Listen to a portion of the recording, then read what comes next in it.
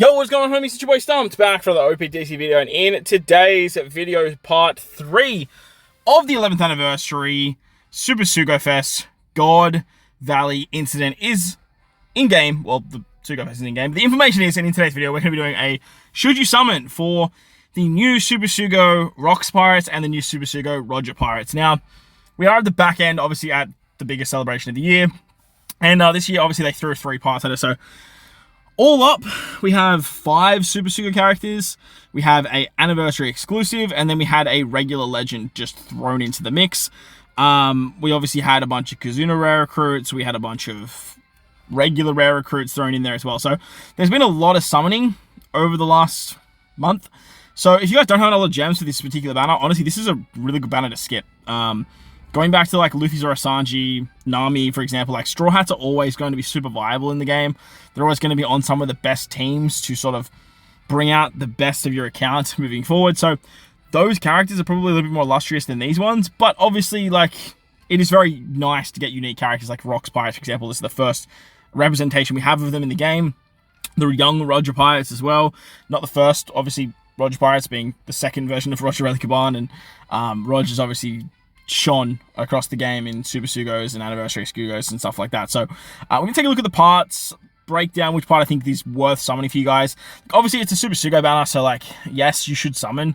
But at the same time, like, if you're still missing stuff like Luffy, Zoro, Sanji, Nami, Kizaru and Saturn are probably, like, big ones you can kind of maybe go, like, gloss past.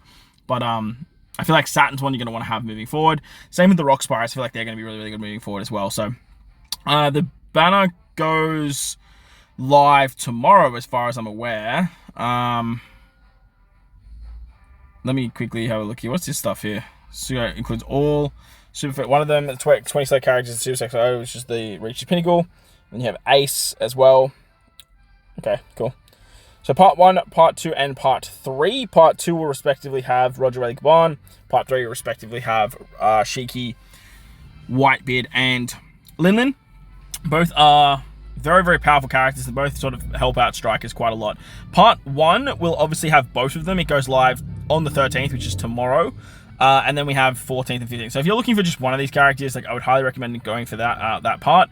But if you do take a look here on part 1, they have thrown at us the 10th multi is an all-legend multi. So this is a really, really good opportunity to pick up one of the two. I believe on both.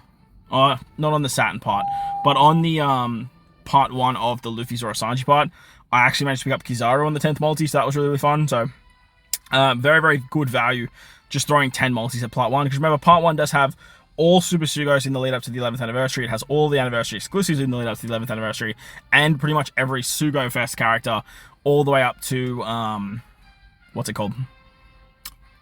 All the way up to about Usopp, Lilith, and Nami Sanji. So throwing 10 multis at part 1 is definitely not a bad idea. After that, it does get a bit dicey. 11th poster, 11th pool, you get a Super Sugo Fest, but who gives a shit about that? Limited pool, Super Sugo Fest only. Okay, that sucks. I was hoping they would give you one of the new characters. That's so annoying. I don't like that they do that. Limited pool, Super Sugo Fest only.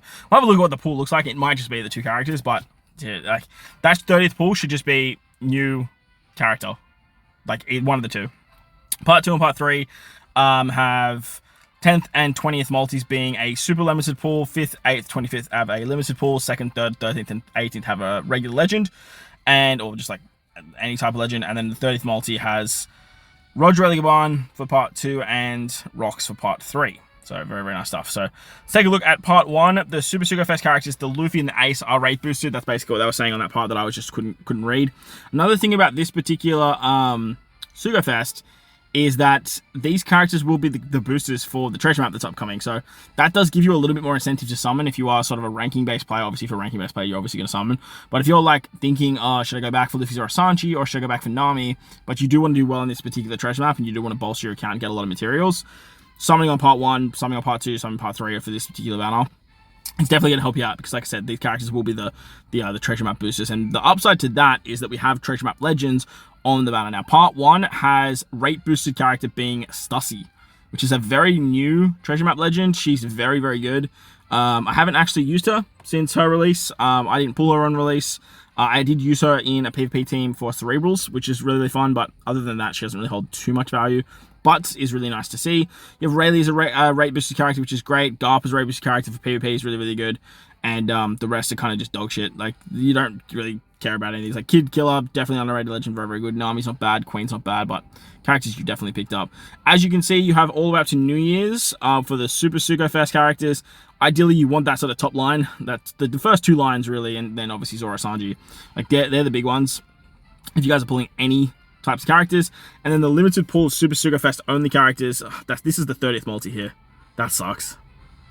Like, why is there 7 legends on a limited pool Super Sugo Fest only step? Terrible. Terrible. Please, just, if you're summoning on part 1, just please stop at 10 multis. Please. Like if you're a huge whale and you're going for, like, dupes and stuff, I understand you're going to do more multis, but if you are just sort of looking to get, like, a copy of each of these characters, like, throw 10 multis at part 1. Not going to hold out against you. If you get lucky, you pull one, you go to the other one's part, you call it a day. But if the parts are better for you to summon elsewhere, then I would recommend doing that. For myself, like I said, I'm always going to throw 10 multis at part 1. I think it's just really, really good value. Just pick up a lot of dupes. Try your luck, see what happens, and then you can throw like 5 multis at each of the individual parts if you guys are looking for further dupes to the characters. In part 2, we have Rodrelli Gaban, Whitebeard and Ace, Blackbeard vs. Law, Luffy vs. Kaido, Shanks, Zoro Sanji, Kid Law, Luffy Yamato, Snake Man, and original Striker Kaido, who could see actually a bit of a resurgence now, actually. Now I'm thinking about it. He actually has a super tandem, doesn't he? He does. He has a super tandem. But does it work for... No, I don't think it works for the new Rocks. That sucks. If that worked for the new Rocks Pirates, that'd be sick. Treasure Sugo Fest only characters, which are rate boosted. You have Morley, Atlas, which are great. Frankie's okay. Hina's not bad. Luchikaku there, that's okay. Like, the Atlas is probably the big one if you're missing Atlas, but other than that, like, Morley Karras is great too, but that sort of list isn't as good as part 1 if I had to sort of rate them. Well, actually, it's probably better. Like, if you just look at, like, Stussy, and then, like, Izo Kiku's great for, like, speed farming treasure map. Carrot 1 do have a little bit of value, but yeah, no, this part's definitely way better. Like, just looking at the Super Sugo Fest alone, like, this step is actually really cracked. Blackbeard vs. Law is fantastic. Luffy vs. Kaido is fantastic. Shanks is fantastic. Zoro Sanji is like he's the best character in the game. Law Kid, yeah. Whitebeard and Ace, yeah. Luffy Yamato, whatever. The regular Luffy and the Kaido, whatever. And then obviously the new Rodrelli one. But you have 5 of like the top echelons characters here. So very, very nice stuff there. And then you have Usopp Lilith here too. Okay, yeah. Part 2's cracked, dude. Part 2's very, very good. And then you have the Sulongs as well. They have a PvP super special, so getting dupes there is really, really nice. Shanks Buggy is great in Grand Voyages. The Giants are fantastic in PvP. Odin's pretty good too. Yeah, no, this is a really good part. Part 2 is just phenomenal. Absolutely phenomenal. You love to see that. And then you have the super limited pool step as well down the bottom here. Yeah. Honestly, the super limited pools could be just like way better. The fact that they've decided to throw 2 regular legends in here and then 3 treasure map legends kind of sucks, especially when you have like Zoro Sanji on the pool. Even in the limited step, you don't have Zoro Sanji, which is really rough. Throwing Lilith and what's her name, Komurasaki on there is so cringe. The limited pool step honestly sucks, dude. Like for how good this part is, like this is dog water. That's crazy. Oh well, look, it is what it is. It is what it is. For myself, is actually pretty good because like I can still use dupes of some of these characters. All right, part 3. We have the Rocks Pirates. We have Sabo. We have Law versus Shanks. We have Yamato. We have Yamato, Int Luffy, Sai Luffy, Nami, Shanks, and original Dex Luffy that everyone gets for free. And then your treasure map Sugos: Buggy, fantastic. Kobe, fantastic. Usopp, fantastic. Onsen Luffy, fantastic. The God tier treasure map legend.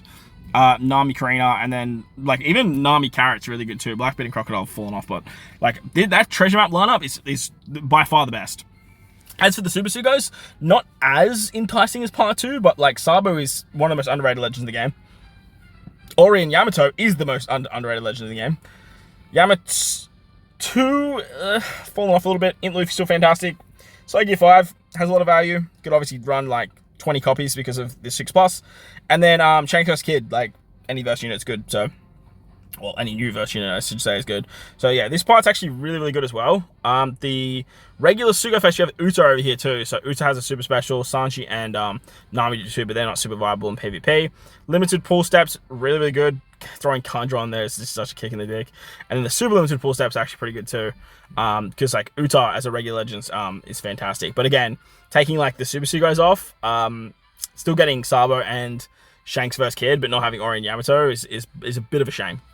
I would love to see Ori and Yamato on here as well, and then we're cooking with gas. So, as you can see, like you have the 2 new rare recruits in Kaido and Stussy as well, and then you have some of the new rare recruits that are rate boosted as well.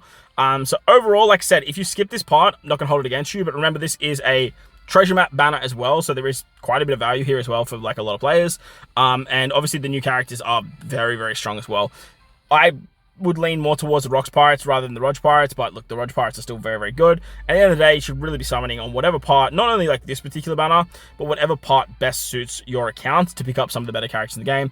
Like Zoro Sanji, Nami Karina, like those types of characters are basically must-haves. So if you don't have those characters, probably target those particular banners to try and pick them up there. But let me know if you guys are summoning in the comment section below. If you are, what party summoning on and what characters are you going for. But the like button, hit the subscribe button, do all that good stuff. Most importantly, wherever you guys are in this beautiful world, please enjoy this day. As always, homies, thank you for watching, and I'll catch you all in the next one. Loot!